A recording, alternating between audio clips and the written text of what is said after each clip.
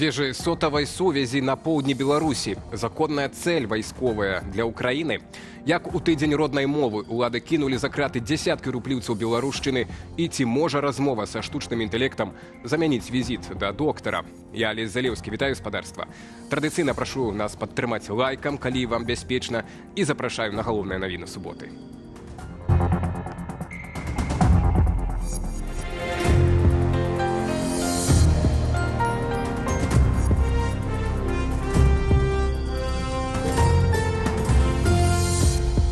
А пачынаем з трывожных навінаў, прынамсі для жыхароў поўдня Беларусі. Стала вядома, як менавіта наша краіна дапамагае Расіі пракладаць маршруты для дронаў ва ўкраіну. Падрабязнасці высветлілі украінскія хакеры аналітычнага кіберцэнтру «Фенікс» пры падтрыманні міжнароднай выведнай супольнасці «Інформнапалм». Хакеры, узымаўшы аккаунты расійскіх вайскоўцаў, атрымалі доступ да сістэмаў маніторынгу аператараў дронаў. Аналіз паказаў, што Расія актыўна выкарыстоўвае беларускую цывільную інфраструктуру, між іншага, вышкі сотавай сувязі. З іх дапамогай забяспечваецца ўстойлівы сігнал, і дроны дасягаюць паўночных і заходніх вобласцяў Украіны. Пра гэта раней неаднаразова гаварыў украінскі прэзідэнт.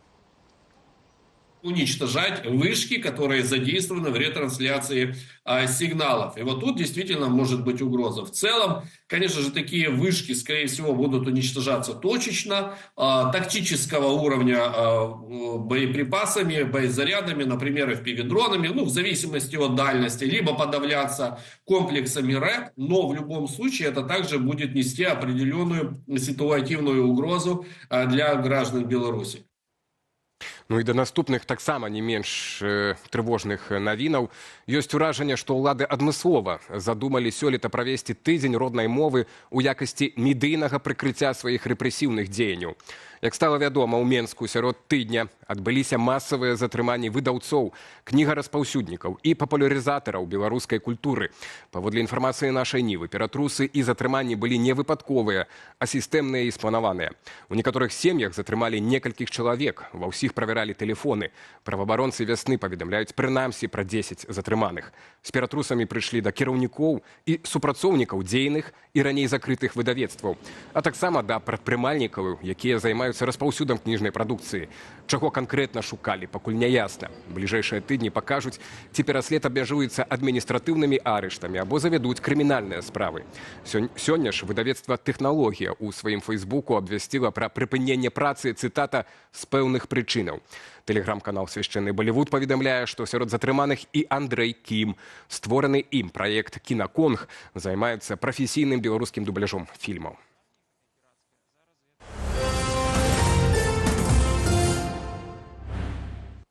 І зноў пра суды. У Беларусі кожны 5-ты прысуд пакарання бацькоў за тое, што яны не ўтрымліваюць сваіх дзяцей або не вяртаюць грошай дзяржаве за іх утрыманне. Апошнія 10 гадоў колькасць справаў, звязаных з аліментамі, вырасла ўдвая.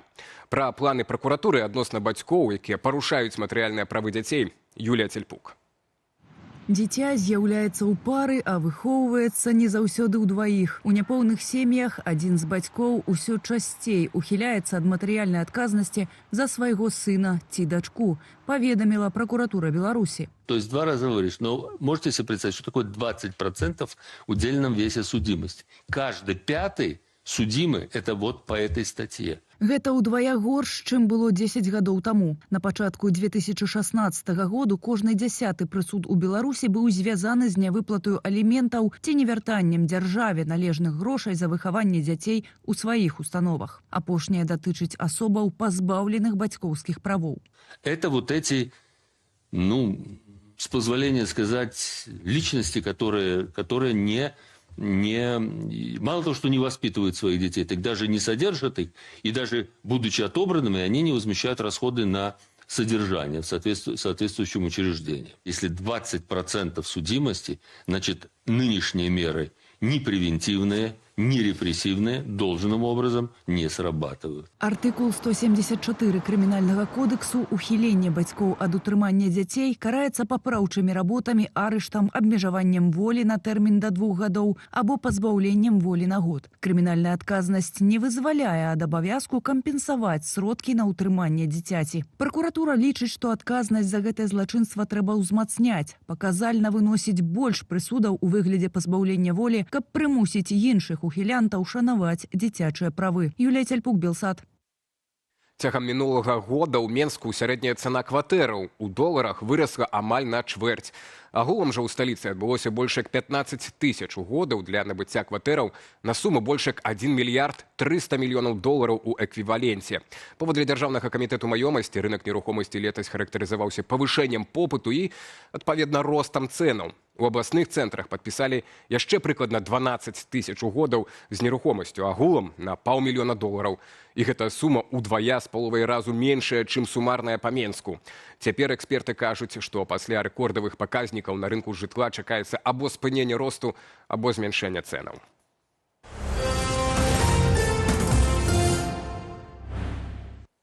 Дактары, што базуюцца на штучным інтэлекце, ужо рэальнасць. Напрыклад, днямі $35 мільёнаў інвестыцыяў атрымала амерыканская аплікацыя Lotus AI. Яна збірае анамнез і робіць высновы, а жывы доктар пазней карэктуе і пацвярджае дыягназы. Сотні мільёнаў жыхароў планеты штотыдзень камунікуюць са штучным інтэлектам на тэму здароўя. Марыя Сысой разбіралася, наколькі можна давяраць у такіх пытаннях штылекту. Так, менавіта гэтае слова нашыя стыль-рэдактары прапанавалі ўжываць для штучнага інтэлекту. Пабачым, ці прыжывецца наватвор. Раней быў доктар Google, цяпер яшчэ і доктар ChatGPT, плюс купа іншых вялікіх моўных мадэляў, з якімі пра здароўе размаўляць цікава і проста, што і робяць ажно 230 мільёнаў карыстальнікаў на тыдзень у тым жа чаце GPT, ці прыкладна чвэрць карыстальнікаў гэтай самай папулярнай з мадэляў штучнага інтэлекту. Але не ўсе чат-боты аднолькава карысныя. Калі задаць 2 мадэлям штучнага інтэлекту пытанні пра аднолькавыя сімптомы, адказы могуць быць дыаметральна супрацьлеглыя. Пры гэтым самыя розныя AI-сістэмы ўжо працуюць як асістэнты рэальных дактароў, шукаюць паталогіі на КТ і МРТ. З імі паскараюцца медычныя адкрыцці і распрацоўванне лекаў. А пад канец 2022-го людзі масава атрымалі доступ да так званага генератыўнага штучнага інтэлекту. ChatGPT, потым Perplexity AI, Gemini, DeepSeek. І мы хутка пачалі кансультавацца з імі. Але ёсць нюанс. Он же не обладает клиническим мышлением, он не знает физиологии, он не воспринимает информацию критически.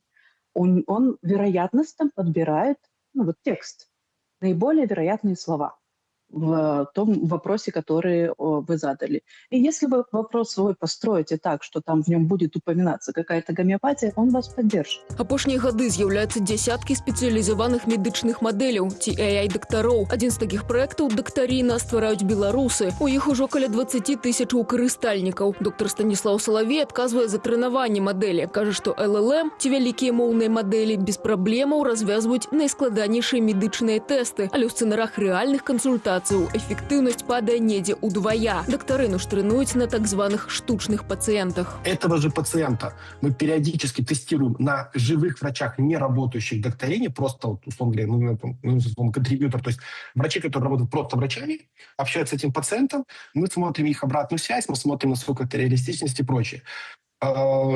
Создаются сценарии, и там счет переваливает за 1000. Мы спраўдзілі, як паводзіць сябе ChatGPT, DeepSeek і дактарына з адным і тым жа спісам неўралагічных сімптомаў. Кейс рэальны, і чалавек ужо ведае свой дыягназ. ChatGPT і DeepSeek нічога не ўдакладнялі. Паставілі на сур'ёзныя неўралагічныя захворванні і напужалі пацыента. Дактарына задала 13 пытанняў і дыягназавала трывожны разлад як рэакцыю на стрэс. І аказалася бліжэй да праўды. Скорее пока не доверять не специализированным программам, доверять докторине так же, как мы доверяем живому врачу.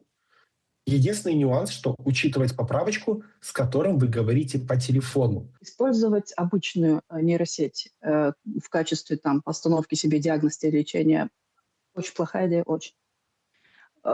медицинскую специализированную сеть можно, но не как замену врачу, а как дополнительное мнение. Паводле амерыканскай нацыянальнай акадэміі медыцыны 5% дарослых жыхароў ЗША штогод няправільна ставяць дыягназы пры амбулаторным лекаванні. Добры аргумент на карысць штучнага інтэлекту. Жывыя ж дактары ў сваю чаргу нагадваюць, што AI галюцынуе і ні за што не нясе адказнасці. Пэўна таму, бадай любы чат-бот у сваім адказе параіць усё ж такі звярнуцца да сапраўднага доктара. Марыя Сысой, Белсат. Вяртаемся да падзей у нашай краіны. Улады Гомельшчыны нарэшце правялі адмененую яшчэ 19 лютага сустрэчу у пытанні будаўніцтва ядравага магільніка ў Хойніцкім раёне. Вось толькі замест адкрытага спатканне зрабілі закрытым, а паўдзельнічалі ў ім не людзі, якім жыць побач з гэтым аб'ектам, а чыноўнікі. Той, як дзяржава ставіцца да меркавання сваіх грамадзянаў і чым такое суседства небяспечнае, высвятляў Дмітрый Смак. Сумныя працаўнікі заводу гідраапаратуры ў Хойніках, напружаныя твары выкладчыкаў ды навучэнцаў Масціслаўскага каледжа і кароткая справаздача пад фота. Вось і ўсё, што можна знайсці пра грамадскія абмеркаванні выбару месца будаўніцтва ядравага могільніка ў тэлеграм-канале беларускай арганізацыі абыходжання з радыяцыйнымі адкідамі. Афіцыйныя дзяржаўныя СМІ, як заўважыла выданне «Флагшток», гэтыя лёсавызначальныя сустрэчы не цікавяць. Пры тым, што Хойнікі і Мсціслаў пацярпелі ад аварыі на Чарнобыльскай АЭС. І вось цяпер там плануюць размясціць яшчэ і адкіды БелАЭС. Мы же говорим о веществе, которое будет чрезвычайно опасным для людей окружающей среды на протяжении сотен и тысяч лет. То есть здесь нужна какая-то оболочка, которая будет все это время выдерживать. Да? Таких материалов человечество пока не придумало. Это значит, что нужно будет переупаковывать отходы раз в какое-то время. Небяспека такога могільніка ў тым, што выцекі радыяцыі магчымыя нават пры найлепшых сродках абароны. На падобных аб'ектах у свеце яны адбываліся ўжо неаднойчы. Інцыдэнты з радыяцыйнымі адкідамі здараліся і ў Беларусі. Адкідаў уранавай руды, якую везлі калісьці з Чэхіі ў Савецкі Саюз праз Брэст, і там перагружалі. Да? У 90-х гэта ўскрылася, там была дэзактывацыя, вывезлі ўсе гэтыя адкіды на край Малорыцкага раёна, і адразу там было нешто агароджана. А зараз гэта проста куча смецця, да якую можна кожнай прыйсці паглядзець, это ўсё працякае ў рэчкі, там у паверхневыя воды, улады ніяк гэта не каментуюць, то бок так жа будзе і з Хойнікамі. Пры гэтым адпрацаванае паліва са станцыі яшчэ падлягае перапрацоўцы. Вось толькі Беларусь зарабляць на гэтым не будзе. Расія выкарыстоўвае адпрацаванае паліва беларускай АЭС як руду для сябе.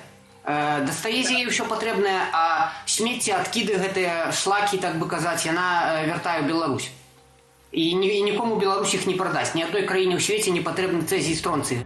Уздзейнічаць на будаўніцтва мясцовыя жыхары пакуль могуць толькі ў якасці статыстаў для справаздачы. Напрыклад, у Берасці не змаглі адбіцца ад будаўніцтва акумулятарнага заводу. Яго пабудавалі насуперак пратэстам мясцовых жыхароў. Ды і могільнікі рабіць цяпер ужо абавязкова прыйдзецца, бо ніводная краіна не возьме сабе чужыя ядравыя адкіды, а сховішчы спатрэбіцца ўжо праз некалькі гадоў. Дмітрый Смак, Белсат. І да іншых тэмаў у вайсковай акадэміі пасля працяглага перапынку пачнуць рыхтаваць дзяўчат на прафесію лётчык. Паводле камандуючага вайскова-паветранымі сіламі Андрэя Лук'яновіча, гэтую пастанову ўжо ўзгадніў міністр абароны. Сёлета на навучанне прымуць 2 прэтэндэнтак на кірункі самалётнай і верталётнай авіяцыі. Камандуючы выказаў перакананне, што конкурс будзе высокім, а таму заявіў, што пры неабходнасці прафесійныя лётчыцы будуць мець магчымасць скіравацца і ў космас. Зрабіцца ж пілотамі грамадзянскай авіяцыі дзяўчаты маглі і раней. Ужо некалькі гадоў да такой прафесіі рыхтуе Беларуская дзяржаўная акадэмія авіяцыі. Даставайце двайныя аркушы і пішам дыктоўку. Гэтая фраза гучыць не так жудасна, калі яе кажа Лявон Вольскі. Музыка правёў беларускую дыктоўку да Дня роднай мовы. Падрабязней пра яе распавядзе мая калега Наста Печанькова. Не могуць дрэвы жыць без карэння. Не могуць і людзі. У ролі настаўніка музыка Лявон Вольскі, вучні, вядомыя блогеры, журналісты і культурныя дзеячы. Да Дня роднай мовы ў эфіры Белсату прайшла агульнабеларуская дыктоўка. Я на 5 пісаў дыктоўку. Это было вельмі проста. Дыктоўка настаўніца робіць паўзы там, дзе трэба вялікшае, дзе трэба меншае, ну і ты адразу все это ведаеш. Але, як адзначае гаспадар Лявон, быць сёлета ў ролі настаўніка больш прыемна, бо тэкст Янкі Сіпакова, абраны для гэтай дыктоўкі, досыць складаны. Мае шмат мастацкіх тропаў і аўтарскую пунктуацыю. Як, на вашу думку, далі рады вучні? Я ўпэўнены, што далі. Валера Руселек, напрыклад, дык наогул ўсё лацінкай напісаў. Яму за это 5, нават не будзем правяраць нічого. А што думаюць пра свае дыктоўкі самі ўдзельнікі?